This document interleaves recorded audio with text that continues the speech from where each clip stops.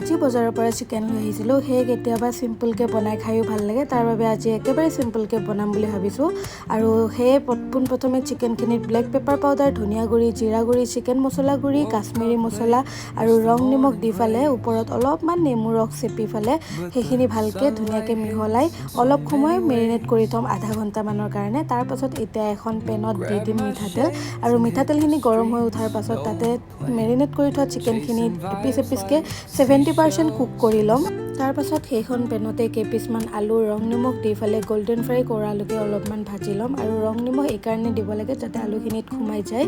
আৰু তাৰপাছত মাহপাত, লং, ইলাইচি, দালচেনি দি ফালে চপ কৰি থোৱা পিঁয়াজখিনি ভাজিম ধুনীয়াকৈ। আৰু গল্ডেন ফ্ৰাই নোহোৱালৈকে ভাজি উঠাৰ পাছত পিঁয়াজৰ পৰা এনেকৈ যেতিয়া তেলখিনি ওলাব তেতিয়া সেইখিনিতে আকৌ দি দিম ব্লেক পেপাৰ পাউডাৰ, ধনিয়া গুড়ি, জিৰা গুড়ি, চিকেন মছলা গুড়ি, কাশ্মীৰী মছলা, ৰং, নিমখ, আদা নহৰুৰ পেষ্ট দি ফালে আকৌ ধুনীয়াকৈ অলপমান সময় ভাজি থাকিম।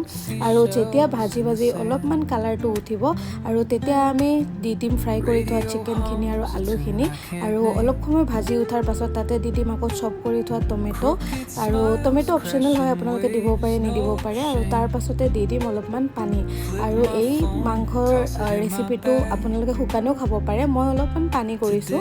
আৰু তাৰ পাছত দি দিছোঁ অলপমান গৰম মছলা আৰু গোটা কেঁচা জলকীয়া আৰু ধনিয়া, এনেকৈ দি পেলাই আজিৰ আমাৰ ৰেচিপিটো হৈ গ'ল। সঁচাকৈ খাবলৈ বহুত চিম্পল, এনেকৈ কেতিয়াবা বনাই খাবচোন ঘৰত। বাৰু এতিয়া মই ডিনাৰ কৰোঁ। ভিডিঅ'টো ভাল লাগিলে লাইক, কমেণ্ট, শ্বেয়াৰ আৰু ছাবস্ক্ৰাইব কৰি দিব। Bye bye.